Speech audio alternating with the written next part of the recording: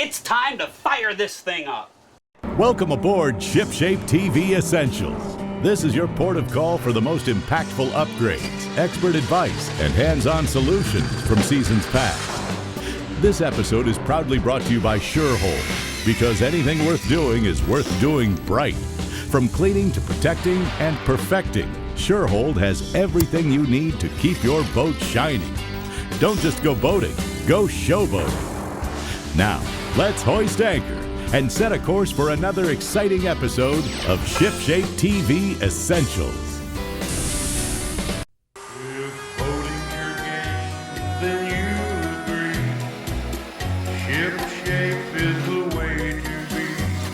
Out on the lake or on the sea, ShipShape means trouble-free. ShipShape means being neater. ShipShape makes boat work easier. ShipShape is the way to go. The ShipShape Boat Care Show. It's good to have you with us again today around the boat on ShipShape TV. I'm your host, John Greviskis, and on today's show, we're going to show you what to look for if you're in the market for a used outboard or inboard-outboard engine. We'll show you how to do a compression test, qualify a lower unit, and test the trim system, as well as show you one of the new boats out on the market on a segment we call What's Hot on the Water. Now, the procedures that you're about to learn will not only save you time and aggravation, but will also aid in making your boat shipshape. ShipShape, America's favorite boat improvement show, is being brought to you in part by Boaterama, the Robin Hood of the boating business. And by Inflatable Experts, Florida's inflatable superstore. And by RPM Diesel Engine Company, so much more than an engine company. We now return to ShipShape TV. Welcome back to the show. Today we're going to be showing you what to look for if you're in the market for a used outboard or inboard-outboard engine. We're going to take a look at boots, lower units, and stern drives. On board with us again today is Nick Scafidi, our master marine craftsman. Nick, tell us what we're going to be looking at first. John, let's set the stage. Say you find a used outboard in a newspaper that you want to check out. You get to the person's house or boatyard and you like what you see. Nice shiny engine, looks real good, but you don't know what's going on inside. How do we tell what's going inside a used engine? Simple, a compression test. Tell us exactly what a compression test is, Nick. Well, a compression test is a way to accurately measure the amount of air that a cylinder is compressing. I can't tell you how many of my friends or people I know have gone out, bought a used engine, never done a compression test. They get it home, they find out they've got a motor that was not worth purchasing. Nick, what tools are we going to need for an accurate evaluation of these engines? We need a ratchet with a 5/8 and 13/16 socket, a flathead screwdriver, a compression tester, a starter button, and most importantly, our eyes. Well, while we're gathering up our tools for today's project, let's take a look at this boat. I think you'll like it.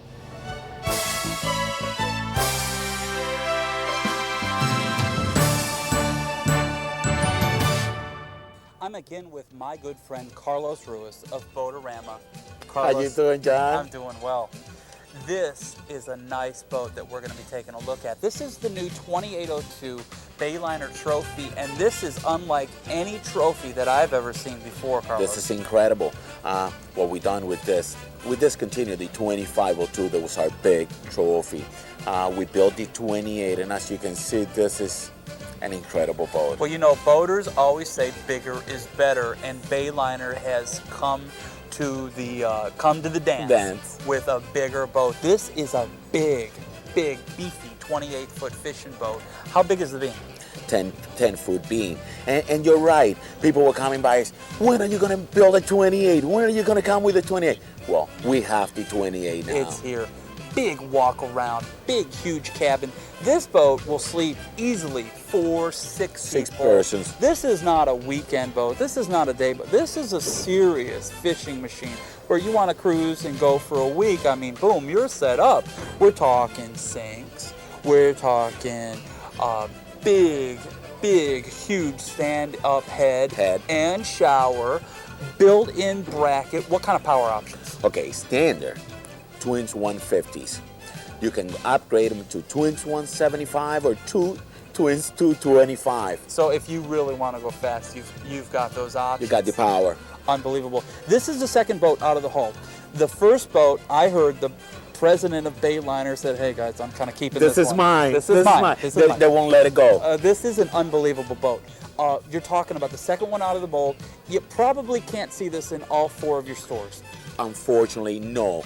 But this is an order boat. Right. Okay, we're gonna have them in all our stores, but you can come and see this boat at Fort Lauderdale. Okay. Okay. Now let's talk about those 4 locations. Where can we go to a Boaterama? Okay, simple.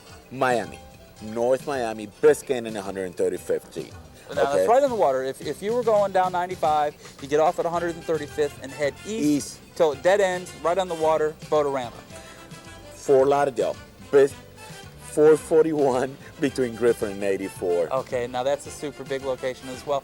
You've got the Pompano store. Opens Wednesdays and Thursday now to 8 o'clock. Now that's really special. So if you're working, you can get down to the Pompano store after hours, 6, 7 o'clock, you're working until, still have time to get down Wednesdays and Thursdays to the Pompano store, which is just a little north of Copans on Federal Highway. Federal Highway. And then you have this new Our new store in Palm Beach. Right. We just purchased Palm Beach Ad Center. Absolutely, which is in Hypoluxo. And Federal. On Hypoluxo and Federal in southern Palm Beach County. Now, Carlos, the 2802 is just a big sister ship of the 1802. For the past several weeks, we've been talking about the trophy series. Line. And, you really do want one of these trophies. You want this on your wall. Not your wall in your home. You want this on your seawall. Seawall. When you talk about the trophy series, you've got the 2503. 2509s, 2352s, 1802s, 1903s, 2503s, 2509, and now the 2802. We have a fishing boat for you. Our trophy line is a complete line. Absolutely, it's a complete line. No matter what your budget is, no matter what your monthly consideration is, no matter what your family size is, Boaterama has a boat for you. Carlos, great to see you. See you next week, John.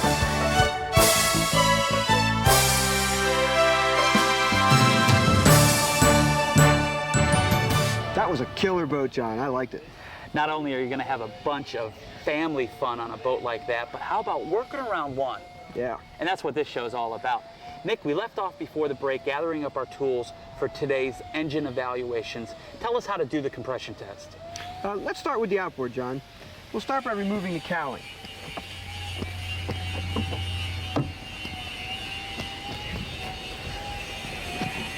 Next, remove all the spark plugs. We want to remove all the spark plugs to be sure that the motor turns over properly.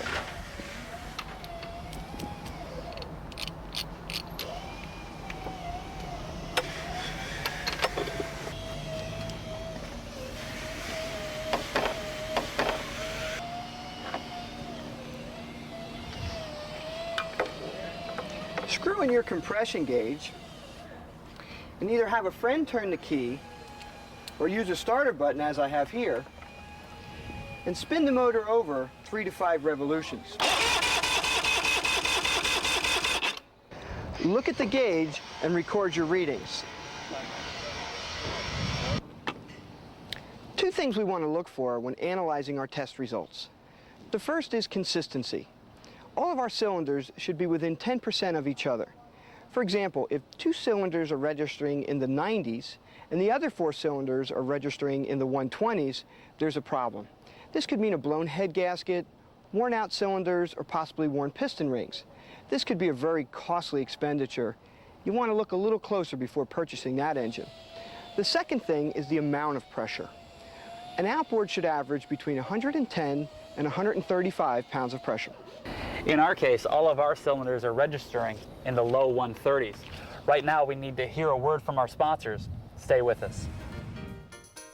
ShipShape TV will be right back.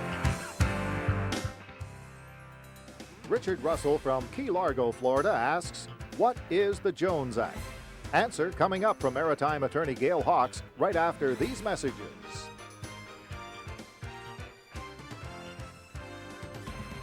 When it's time to clean up those nasty, dirty, grungy dock lines, then it's time for you to pick up today the new rope and cord brush from Surehold Industries. The adjustable, flexible design easily wraps around ½ inch to 1 inch, twisted or braided ropes, power cords, garden or bilge hoses, even your stainless steel rub rails. Use the might of this new brush with the cleaning power of Surehold's SMC cleaner. Simply soak, then brush, sparkling clean. So get scrubbing today. Here is today's maritime law question. What is the Jones Act? The Jones Act is a federal statute that's been around for over 50 years. And what it does is it allows a commercial seaman to sue his employer for negligence when he's injured. Pleasure policies don't cover Jones Act injuries. And that's an important ramification that boat owners need to understand. Secondly, the Jones Act forbids the chartering of foreign-built hulls. And a lot of boat owners get in trouble by chartering their vessels that are not U.S.-built vessels. If you have a question for maritime attorney Gail Hawks, leave it with the ShipShape TV memo board on the World Wide Web. www.spectacular.com/ShipShape-TV. As the owner or operator of a vessel, you can be cited, arrested, or have your craft seized for various infractions of the law. When that happens, you need a maritime attorney. My name is Gail Hawks, and I handle DUI boating cases, vessel seizures, oil spills, Coast Guard license actions, and other maritime matters. When you need a maritime attorney, call the law offices of Gail Hawks, 305-666-8040, or toll free at 800-490-8275. And now back to the project. Welcome back to the show. We've been showing you how to perform a compression test on an outboard engine. Now we're going to move over to an inboard-outboard scenario. Nick? John, let's start by removing the spark plugs. On an inboard engine, a compression reading tells us a few more things than on an outboard. For example, as an inboard turns over, it's opening and closing the intake and exhaust valves, as well as letting us know how much air the piston is compressing. In this case, we'll be anticipating a reading in our compression gauge of anywhere from 150 to 180 pounds of pressure. As you can see, this one checks out perfectly. Now that both of our motors check out compression-wise, let's test the next most important thing, the lower unit. We'll start by checking the oil. What we're looking for is good, clean oil. And if the oil is milky or if water comes out first from your lower unit, chances are you've got a bad seal and you're going to need to replace it. It's a modest expenditure. That's not too bad. But if metal shavings are coming out of your oil, chances are your gears are bad and the cost of the replacement is going to be more than the used engine's worth. Good advice, John. We're back here on our outboard to check out the trim system. Most outboard trim and tilt pumps are mounted here on the clamp bracket. We want to visually inspect the trim pump for any excessive corrosion or rust. Next, check your trim rams and seals for any red or pinkish trim fluid that might be leaking out. Finally, you want to trim the engine up or down and listen to the trim pump. What we're listening for is a steady, consistent sound. This one sounds good. Steering is something to really consider when you're buying a used outboard. Let's take a closer look at the outboard tilt tube.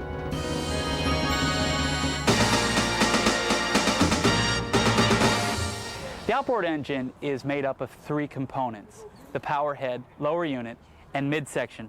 It's the midsection where the tilt tube is located. Now typically on an outboard used engine, the tilt tube is damaged. You have a steering cable that's made of stainless steel going through this cast aluminum tilt tube, and whenever you have 2 dissimilar metals around a saltwater environment, you're going to get corrosion. Now, rather than you spending a few hours banging out the old steering cable and taking more time and forcing in a brand new steering cable, you might want to go out and spend the $45 some odd to replace the tilt tube altogether. Let me show you how to do that. First thing you want to do is you want to take off these two nuts on the tilt tube. We'll back these off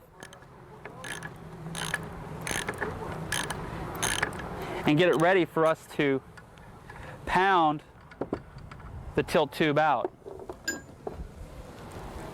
Use a hammer and bang her out.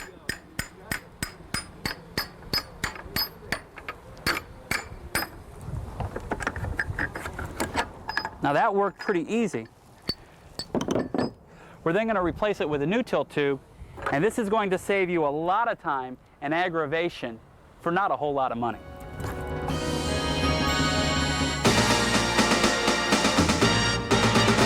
On your stern drive boats, it's important to check the steering connections at the outdrive. Take the outdrive and shake it. You're looking for any excessive play. If you have excessive play in the stern drive, the boat will have a tendency to wander, and it could be a safety hazard. Your Mercruiser stern drives have a gimbal ring, which will occasionally wear out. Let's go have a look at one. On multiple outdrive setups, there's a lot more stress on our gimbal and steering areas. Let's give this one a look. This drive has a lot of excessive wear. The gimbal ring is located back here and is the primary steering connection. Nick, how much would a repair like that run? Normally between $400 and $600 to replace a gimbal ring. Stay with us. Right now we need to hear a word from our sponsors, but when we come back we're going to show you how to check a boot for dry rot and the birth date of that used outboard. Let's take a look at this again. Yeah. Here's what's coming up next on Shipshape TV. If you have a marine-related business, put your advertising message right here in front of over 5 million homes in Florida. For advertising rate information, call area code 561-626-1439.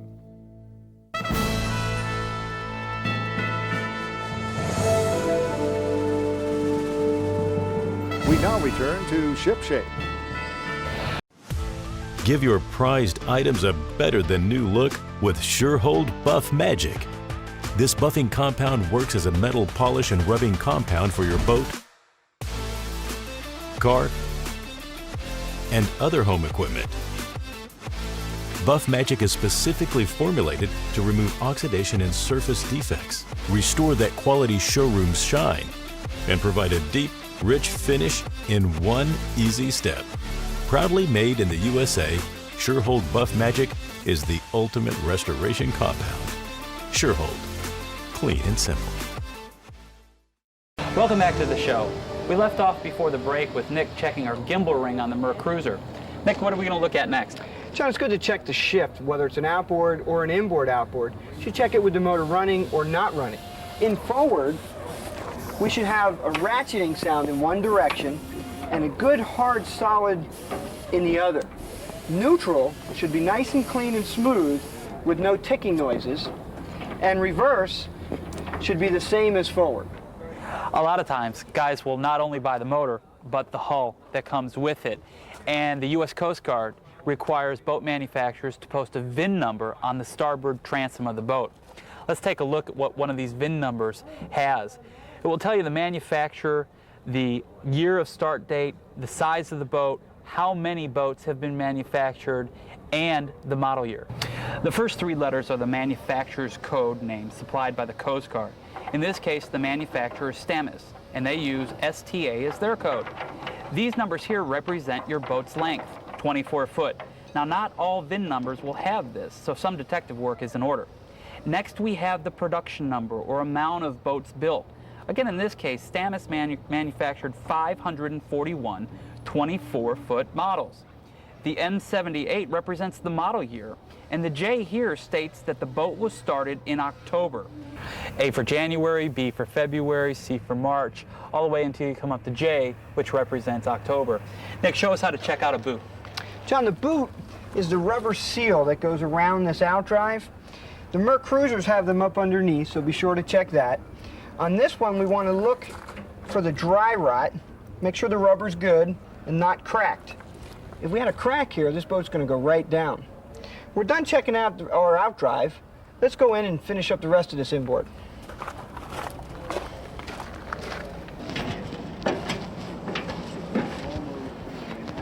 Now we've already checked the compression on this engine. Next thing we want to do is check the engine oil.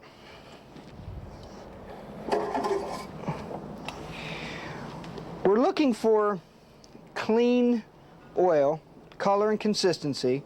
We're looking for the absence of water or metal, which we have here.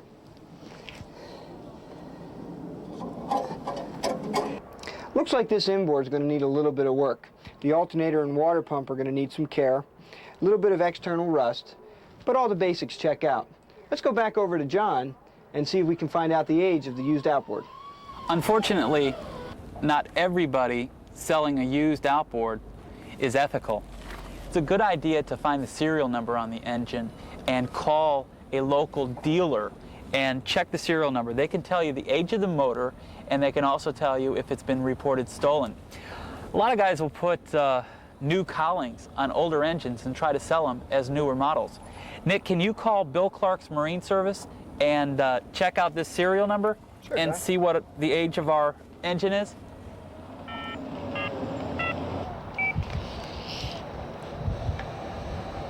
Yeah, says Bill in. Hi Bill, Nick Scafidi, ShipShape TV. While Nick's checking out that information, I want to show you where the serial number is located. It's on the midsection of the engine right here. You'll have a plate, and that's where you'll want to record that information. That would be A164388. Okay. Good. All right, thanks a bunch. Bye-bye. Any luck, Nick? Well, John, it looks like she's a 1990, and it didn't come up on the hot sheet. Great. The final thing we want to look at is we want to hear this engine for ourselves. We want to use our ears in this process. John, I think we should hook the water up, start it up, take a listen. Let's do it.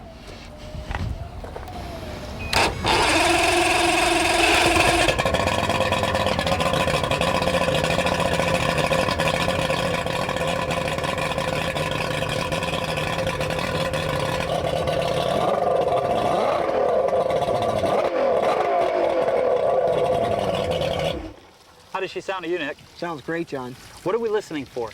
We're listening for any metal sounds. We want to check the idle quality, make sure idle's around 1,000 RPMs.